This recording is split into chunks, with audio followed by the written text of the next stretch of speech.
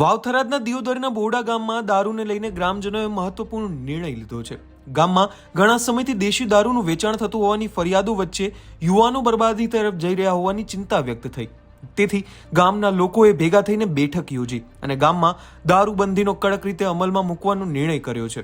આ નિર્ણય મુજબ જો કોઈ વ્યક્તિ દારૂ પીતો ઝડપાશે તો તેને 5100 રૂપિયાનો દંડ ફટકારવામાં આવશે, જ્યારે દારૂ બનાવતો અથવા વેચતો ઝડપાશે તો તેની પાસેથી ₹51,000નો ભારે દંડ વસૂલ કરવામાં આવશે।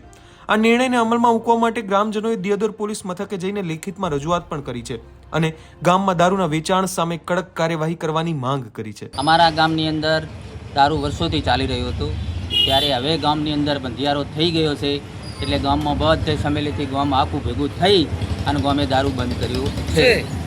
હવેથી દારૂ ગામમાં મળશે નહીં।